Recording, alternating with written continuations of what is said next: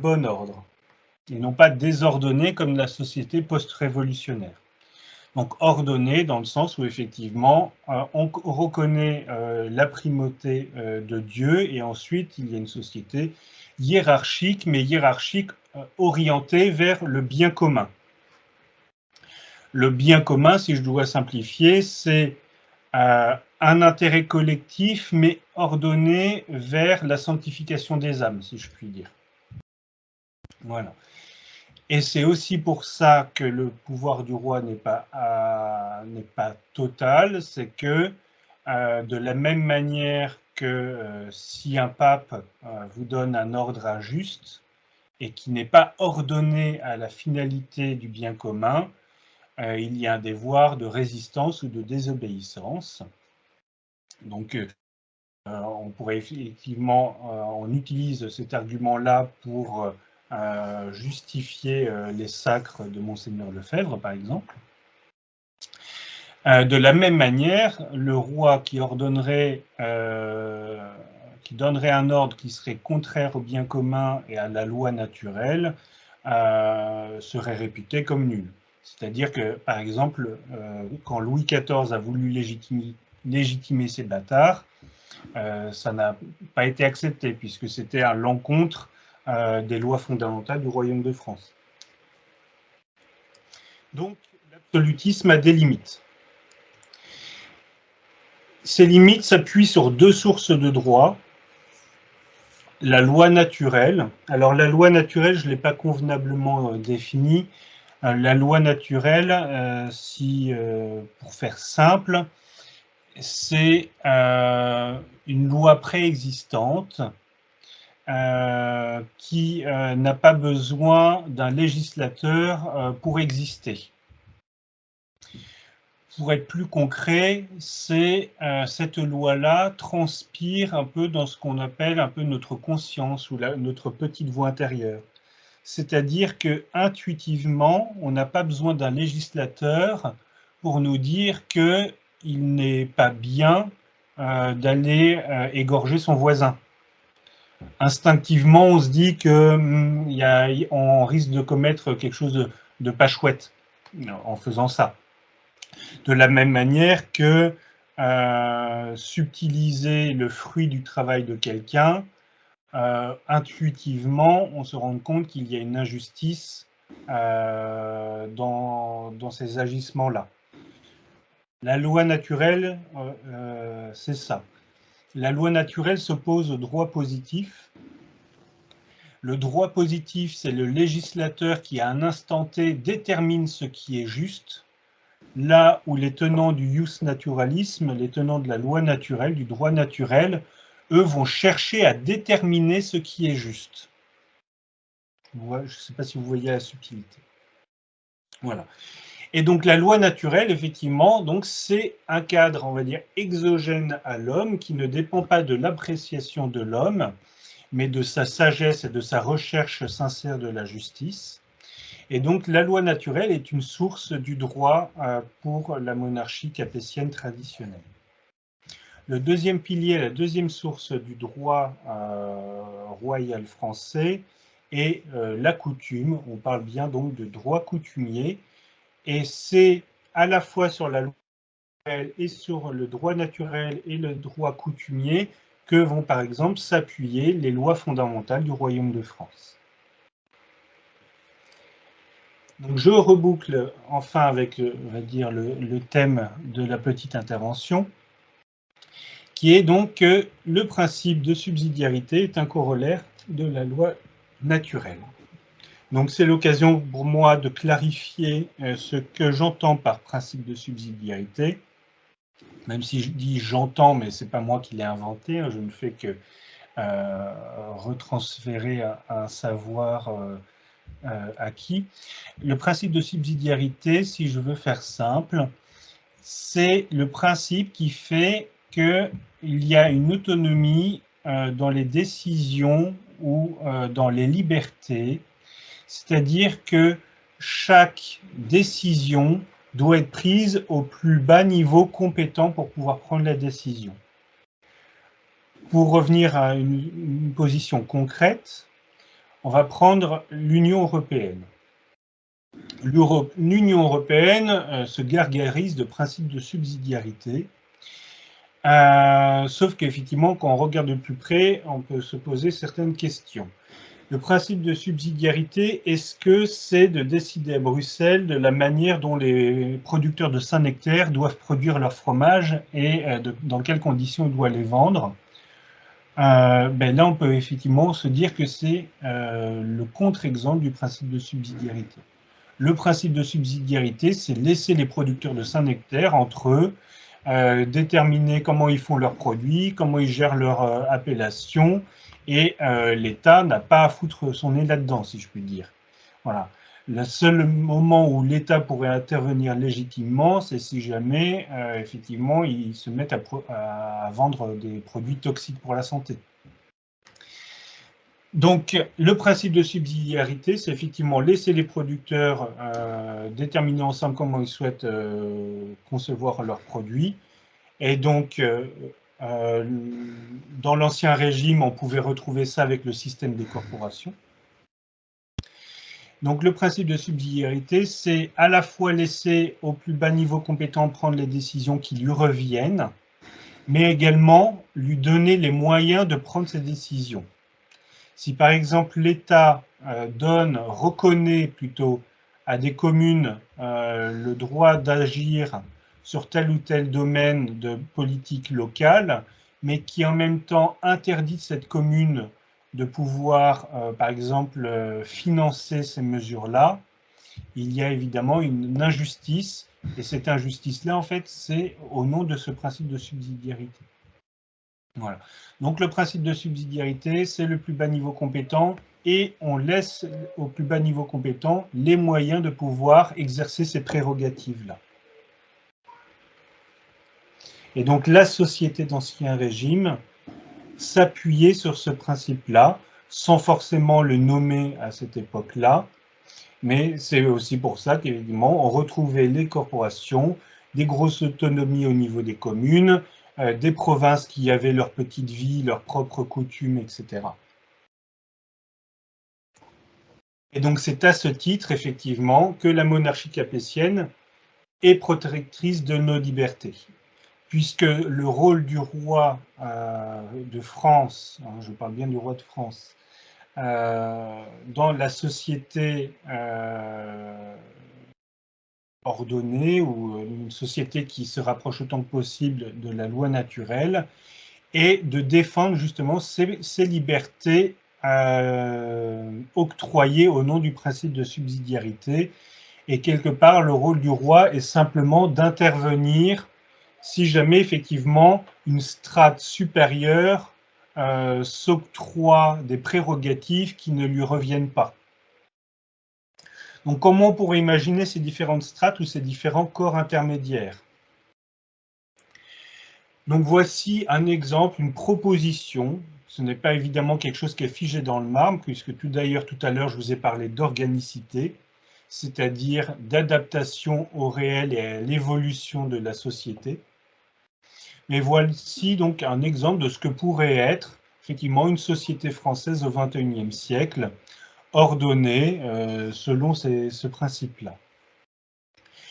Donc, on va dire que j'ai laïcisé mon schéma. Tout en haut, j'ai mis la loi naturelle, mais qui n'est que l'expression de la loi divine. Le roi, les états généraux, même états provinciaux, communaux, corps intermédiaires, sujets. Voilà. Donc, la loi naturelle confère des droits et devoirs à chacun selon son état. On parle d'état, c'est-à-dire sa situation, son rôle dans la société.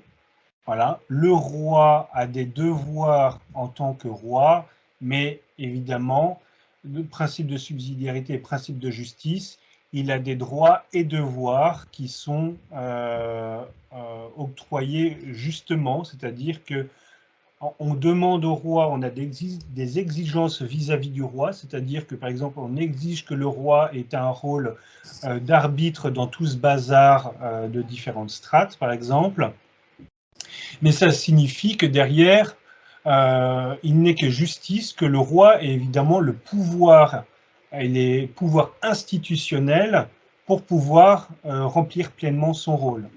Et c'est là où on constate que, effectivement, nos monarchies européennes contemporaines en Europe sont gravement injustes par rapport aux souverains ou par rapport aux monarques. C'est-à-dire qu'effectivement, on leur donne des pouvoirs symboliques, des prérogatives symboliques, et on a des attentes, les habitants de ces pays ont des attentes particulières par rapport à leurs souverains, mais en même temps, ces souverains-là, en fait, n'ont pas les moyens institutionnels de pouvoir pleinement exercer leurs devoirs et les attentes, remplir les attentes que les habitants peuvent avoir vis-à-vis d'eux. Voilà.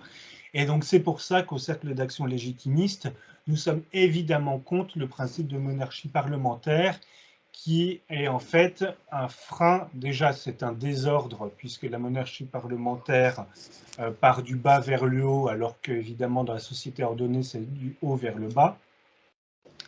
Mais au-delà du fait que c'est désordonné, ben, ce désordre-là commet une injustice vis-à-vis du roi qui ne peut pas exercer pleinement ses prérogatives. Donc la loi naturelle confère des droits et devoirs à chacun selon son état, donc au roi et aux différents sujets du royaume. Voilà, parmi les sujets du royaume, il y a chef d'entreprise, il y a le salarié, il y a le père de famille, il y a la mère de famille, il y a l'étudiant. Voilà, le devoir d'état de l'étudiant est de travailler et de mettre en place une organisation de travail qui lui permette de réussir dans ses études et de résister aux tentations de trop faire la fête ou de passer la nuit sur des jeux vidéo. Je peux en parler très aisément puisque les jeux vidéo, ça a failli flinguer ma propre scolarité. Donc, effectivement, chaque personne a un devoir attaché à son état, un devoir d'étudiant, un devoir de lycéen, un devoir de collégien ou un devoir voilà, de salarié ou de chef d'entreprise. Je reviens sur salarié et chef d'entreprise puisque c'était le point principal des encycliques de la doctrine sociale de l'Église de la fin du 19e et du début du 20e, c'est-à-dire établir une relation juste salarié-employeur. Donc le salarié a le droit de recevoir une juste rémunération par rapport à la richesse qu'il a créée, mais a le devoir d'exercer, de remplir les missions qui lui sont conférées dans ces conditions-là.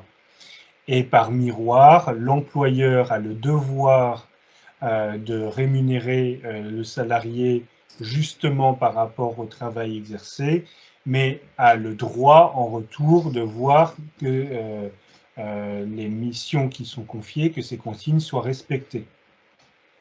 Voilà. C'est énormément de bon sens ce que je vous dis, et lorsqu'il y a du bon sens, c'est que généralement, effectivement, en fait, on est dans quelque chose d'ordonné, en fait.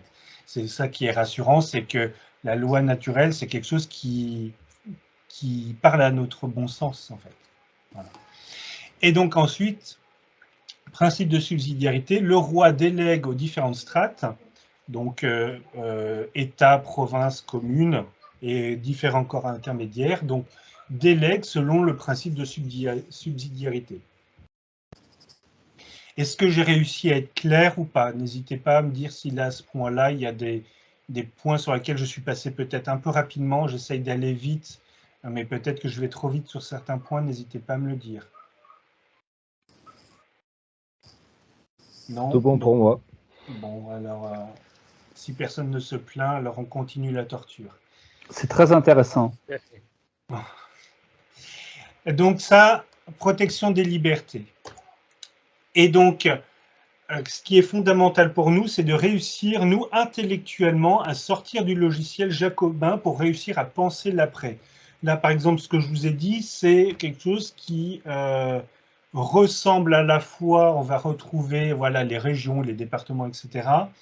Mais il est important de réussir à sortir de certains automatismes qu'on nous a inculqués plus ou moins consciemment.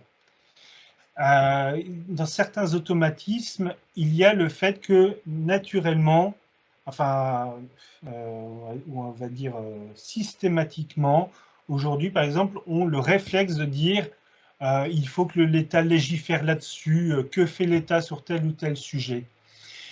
Il faut réussir à sortir du fait qu'effectivement, ce ne sera pas forcément à l'État de tout régenter, de régenter tous les aspects de notre vie et de retrouver cette relation, enfin le fait que nous sommes des adultes avec des responsabilités et qu'il convient donc de se saisir d'un certain degré d'autonomie. Et lorsque l'on doit penser la société d'après, effectivement, c'est de réfléchir à qu'est-ce que la démocratie, quelle doit être l'articulation entre liberté et autonomie. La démocratie, est-ce que c'est compatible ou pas avec un ordre social sain, capétien au XXIe siècle? Alors moi j'ai une réponse, hein, mais je ne souhaite pas vous obliger à penser comme moi. Mais on va dire que, par exemple, pour l'aspect de la démocratie, il y a deux aspects. Il y a l'aspect au sens propre étymologique du terme, où démocratie est évidemment intrinsèquement opposée au principe de la monarchie capétienne, puisque la démocratie, c'est le pouvoir du peuple, donc c'est-à-dire c'est une verticalité qui part du bas. Là où la monarchie capétienne traditionnelle, comme on l'a vu ensemble, est une verticalité qui part du haut. Donc évidemment, au sens étymologique du terme, la démocratie n'a pas sa place au sein d'une monarchie restaurée au XXIe siècle. Toutefois, la démocratie a un sens, on va dire, plus atténué, qui peut être effectivement un mode d'expression des libertés et des autonomies locales. Et c'est pour ça que dans certains milieux royalistes et légitimistes, on peut entendre parler de démocratie locale. Mais dans ce cas-là, il convient bien d'entendre la démocratie, mais en gardant son sens ordonné. C'est-à-dire, si on revient au schéma précédent, c'est le roi qui délègue selon le principe de subsidiarité. Et effectivement, au sein des communes, on peut décider que l'expression de cette délégation est le suffrage à l'échelle de la commune. Et auquel cas, effectivement, on peut comprendre pourquoi on votait énormément sous l'Ancien Régime. Déjà, on peut se rappeler qu'on votait énormément sous l'Ancien Régime et on comprend pourquoi et comment le vote, quel était le sens du vote dans l'Ancien Régime. Voilà. C'est-à-dire qu'effectivement, ce sont des organisations coutumières qui ont été décidées peut-être positivement à un moment donné. Effectivement, on a décidé qu'à cette strate-là, c'était plus efficace, ou il était pertinent plutôt, voilà, de voter. Voilà, on estime qu'à l'échelle de la commune, les personnes savent à peu près où ils vivent et savent à peu près du coup de quoi ils parlent. Et donc, les gens peuvent éventuellement avoir le droit de s'exprimer sur des sociétés, sur des sujets relatifs à l'organisation de la communauté de communes ou de la vie locale. Et de la même manière qu'effectivement, au sein des corporations, il y avait effectivement une certaine expression qui pouvait être laissée aux membres de la corporation, puisqu'on a affaire à des experts, à des personnes qui partagent des mêmes professions, un même secteur d'activité, un même quotidien. Et donc, effectivement, on peut comprendre qu'il est légitime d'offrir un cadre d'expression qui s'apparente à ce qu'on pourrait traduire un peu improprement aujourd'hui à une démocratie. Voilà. Donc effectivement, c'est à nous de penser ensemble, et là je n'ai pas vocation à vous donner un modèle parce que moi-même j'ai mes propres limites, de réfléchir en se libérant de ce carcan jacobin, de quelle peut être l'organisation des territoires, quels doivent être les degrés économiques, comment doivent s'articuler les politiques économiques, la vie économique locale, les modes de relation au travail, l'organisation de la justice, puisqu'évidemment, on n'est pas dans un modèle de séparation des pouvoirs, mais on est dans un modèle où, effectivement, le roi va déléguer certaines prérogatives, qui fait que, in fine, on arrive à une séparation, ou plutôt, on n'arrive pas à une séparation des pouvoirs, mais à une distinction des pouvoirs. Enfin bon, là, j'aborde un autre topo, j'aborde un autre thème, et voilà. Simplement ouvrir le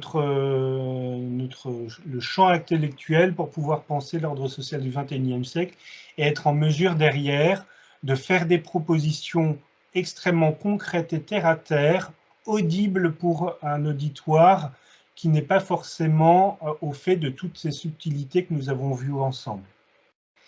Ça va me permettre de faire la transition par rapport à la deuxième partie du topo, qui est donc les moyens de la restauration, si je puis dire, qui est en fait l'un de nos axes stratégiques au cercle d'action légitimiste, c'est de faire, on va dire, découvrir les effets d'une société ordonnée selon la loi naturelle.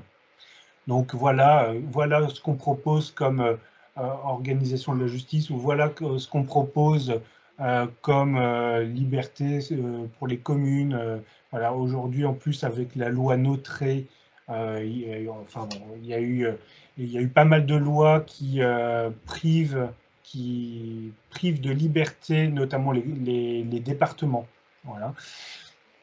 Donc il y a des terrains, voilà, enfin il y a des pistes intéressantes, des couloirs à emprunter pour pouvoir vendre notre marchandise, si je puis dire. Mais voilà, faire aimer les effets, et une fois que les gens se disent oui, ça ce serait chouette, les amener à s'interroger et les amener dans une logique de tunnel de vente, si je puis dire. C'est-à-dire qu'on fait aimer les effets, et on les dit, ben, ces effets-là, c'est l'application de tels principes, et c'est ces principes-là, ils peuvent être appliqués et défendus pleinement s'il y a une monarchie capétienne traditionnelle. Je ne sais pas si vous voyez un peu la logique. Donc voilà pour la première partie. Hop, pendant que je change de diapo, si vous voulez intervenir d'une manière ou d'une autre. Hop.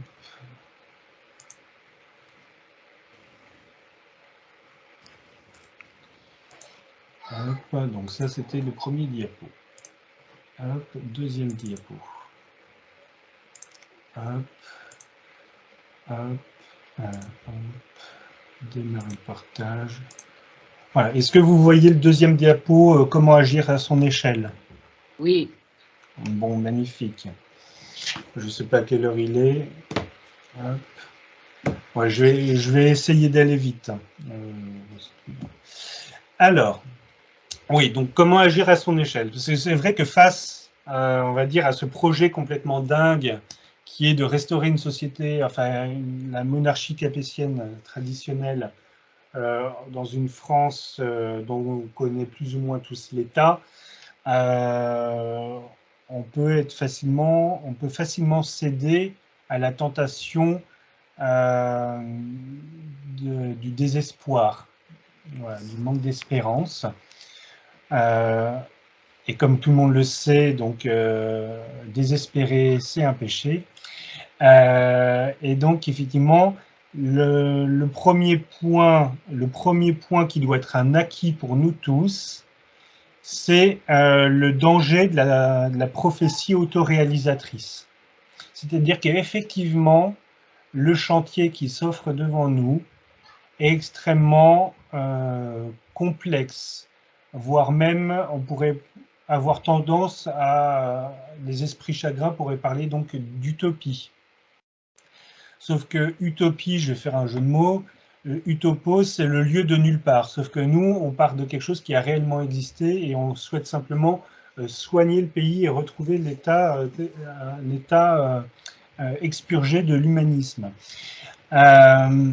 Donc il faut en fait résister à la tentation du défaitisme parce que ça alimente la prophétie autoréalisatrice. La prophétie autoréalisatrice, c'est se dire c'est trop dur, c'est impossible, donc je ne fais rien. Et donc effectivement, en ne faisant rien, ça reste dur et ça reste impossible. Et il convient donc de briser ce cercle vicieux et de se dire que ça peut paraître dur, ça peut paraître, face à mes yeux humains et à ma raison limitée, je ne vous insulte pas, hein, c'est théologique ce que je vous dis, hein, notre raison a une fin, elle est limitée. Donc je m'inclus là-dedans évidemment. Ça peut nous paraître impossible avec notre perspective humaine, mais ce qui est sûr, c'est que ça n'arrivera pas, ça ne pourra pas se réaliser si nous ne faisons rien. Et donc c'est à nous, c'est notre devoir de nous forcer à agir et de résister à la tentation de la désespérance, de se dire, de résister à la tentation du « à quoi bon ?» parce que c'est par notre action, l'action est indispensable à la réaction et donc à l'avancée du projet. Voilà. Donc moi, ce que simplement je veux vous dire, c'est que si on n'agit pas ensemble, évidemment, il ne se passera rien. Tandis que si on veut ouvrir la possibilité à ce que ça arrive, il faut à minima se convaincre qu'il faut agir. Voilà. Donc ça, c'est le premier point qui est le plus crucial pour des combattants d'une cause désespérée comme la nôtre, si je puis dire. Voilà. Alors, que pouvons-nous faire individuellement, concrètement, chacun de son côté, dans un premier temps? Dans un premier temps, donc, on va aborder les 3 dimensions de l'homme. Alors, je ne sais pas si c'est théologiquement juste ce que je vais vous dire, mais on va dire 3 piliers de l'homme. Et enfin, concrètement, comment ça se manifeste. Voilà, donc développer ses talents propres, donc ça, normalement, c'est réglo. Et les 3 dimensions de l'homme, donc physique, intellectuel, spirituel. Donc nous sommes un corps physique, nous sommes un être doué de raison, et nous avons une âme. Et donc, chacun de nous se doit de travailler à se développer sur chacune de ces 3 dimensions, chacun selon ses talents propres et donc ses prédispositions, si je puis dire. Je ne sais pas si on est que entre catholiques, mais pêche gravement la personne qui a un talent particulier, mais qui ne l'exploite pas et ne le développe pas. Et pourquoi je regretterais ça en tant que responsable d'un mouvement d'action politique, c'est-à-dire que vous privez la cause de l'exploitation pleine de vos talents. Voilà, je n'ai pas peur de dire que j'aspire à exploiter vos talents en vue d'arriver au résultat que nous souhaitons tous. Et donc, évidemment, ça consiste aussi au domaine physique, et ça, dans les milieux légitimistes, c'est un gros chantier. Voilà, chez les orléanistes, ça, c'est un gros pilier de leur côté. On va débrancher le cerveau et on va casser la gueule à du gauchiste. Donc, effectivement, l'aspect du courage physique, il faut le reconnaître, c'est quelque chose qui est développé chez eux et parmi d'autres mouvements, et donc y compris chez les antifas qui ont un certain courage physique, même s'ils ne le l'ont que lorsqu'ils sont 50. Mais effectivement, il est de notre devoir aussi à nous, légitimistes, d'adopter un courage physique, parce que le courage physique, c'est quoi? C'est par exemple lorsqu'il y aura à nouveau des ronds-points, etc., c'est avoir le courage, le cran de physiquement se déplacer et de se confronter aux personnes des ronds-points pour pouvoir leur expliquer qu'il existe une alternative et qu'il est possible de briser cette matrice républicaine. Et donc, c'est par le développement de sa force physique que vous allez pouvoir travailler sur votre estime, sur la confiance en soi et derrière votre affirmation de soi. Donc ça, c'est un pilier à ne pas mépriser.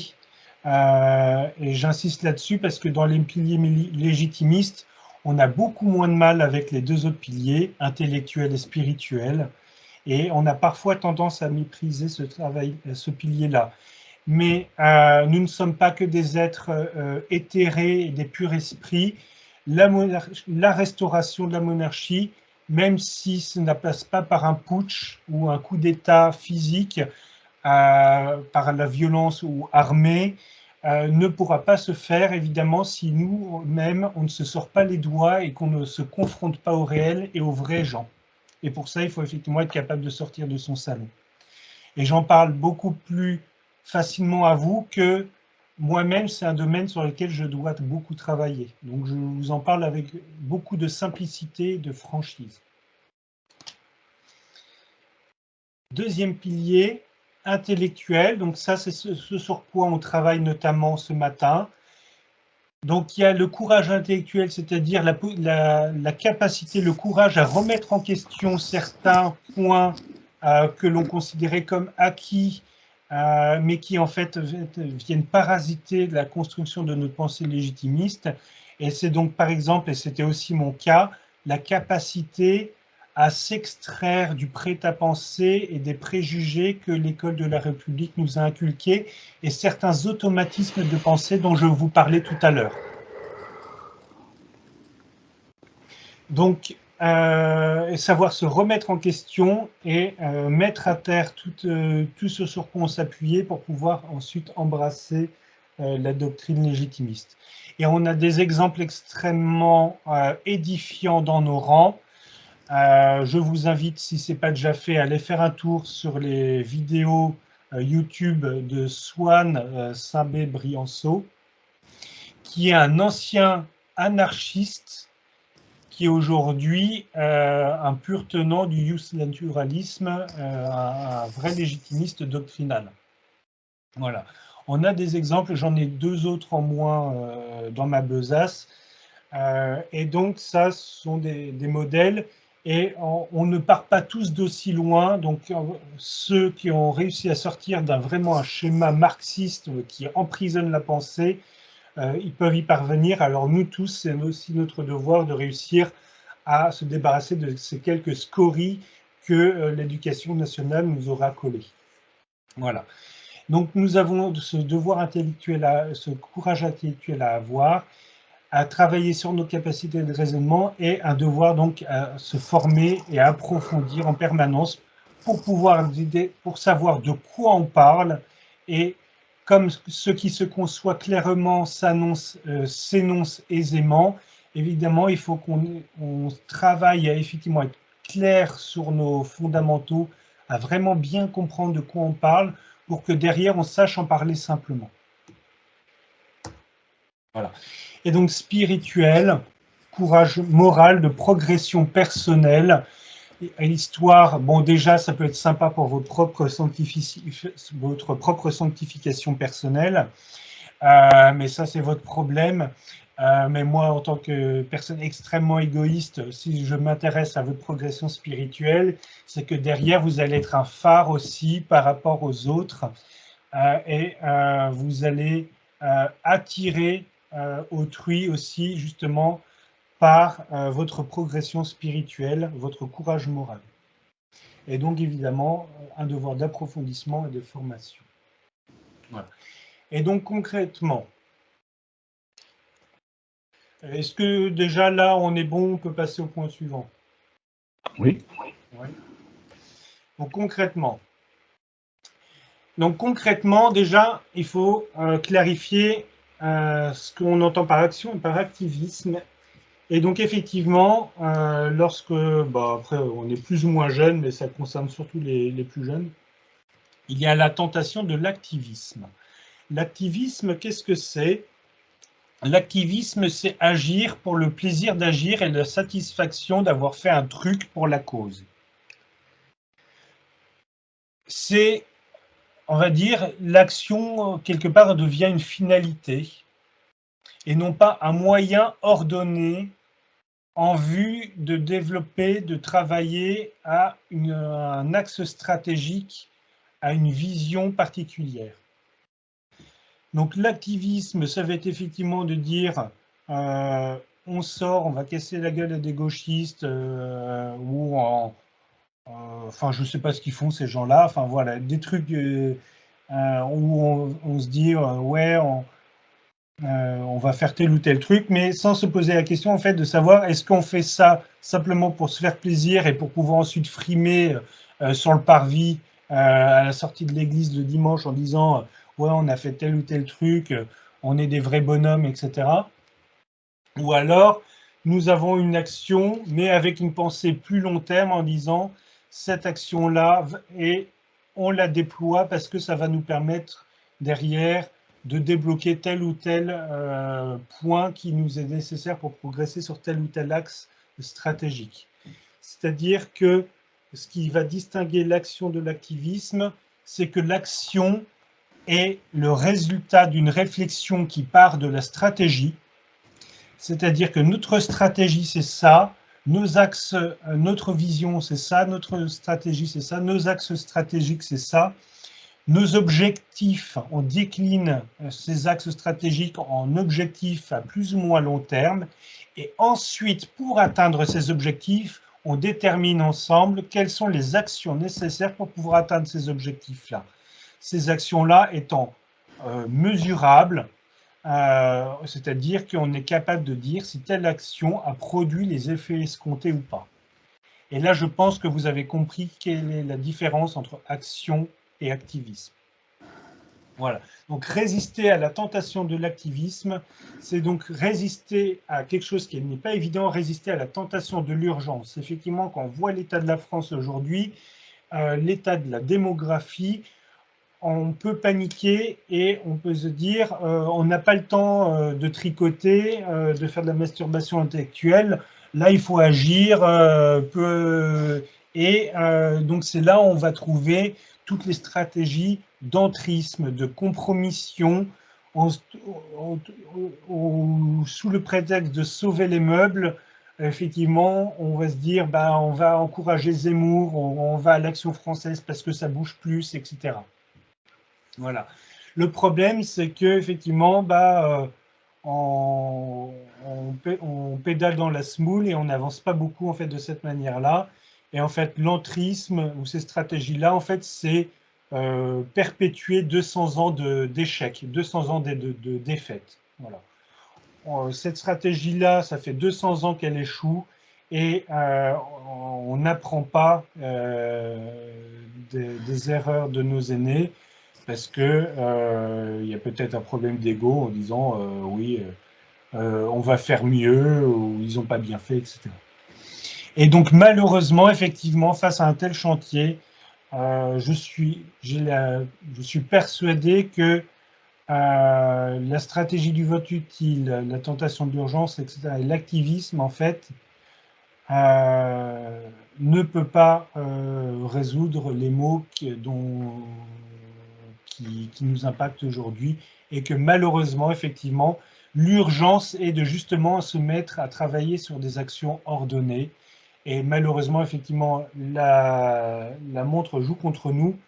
Mais c'est simplement que bah, plus on retarde le moment où on va se mettre à travailler intelligemment avec des méthodes professionnelles, effectivement, plus ça va être compliqué. Voilà. Donc, il est au contraire urgent de prendre son temps et de travailler de manière ordonnée. Voilà. Donc, premier point, ne pas rester isolé. Donc, c'est ce que vous faites déjà aujourd'hui. Donc, c'est chercher à se regrouper. Donc, le cercle d'action légitimiste est une structure qui se propose comme moyen justement de rompre l'isolement. Mais il y a aussi l'UCLF qui permet ça. L'UCLF, je ne sais pas si vous connaissez, c'est l'Union des cercles légitimistes de France. Voilà, qui est aussi une structure qui doctrinalement est extrêmement solide. Voilà. Deuxième point, donc se former pour agir efficacement, c'est-à-dire que effectivement, comment déterminer si ce que l'on fait est intelligent ou pas, bah, il faut savoir déjà effectivement ce qu'on fait et pourquoi on le fait.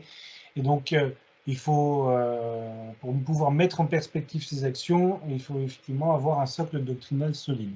Je ne vous dis pas de devenir docteur en sciences légitimistes, mais effectivement, être solide sur les fondamentaux est indispensable pour pouvoir agir efficacement. Voilà. Donc, intégrer des groupes de travail, c'est par exemple chacun selon son charisme propre. Donc, il y a des personnes effectivement qui vont avoir plus le volet courage physique développé. Et effectivement, il va être important de développer des structures locales qui vont avoir une implication locale, et c'est-à-dire effectivement, coller des autocollants, coller des affiches, développer de la cohésion, ça peut être intelligent si ça ne s'arrête pas là, si c'est un moyen et non pas une fin.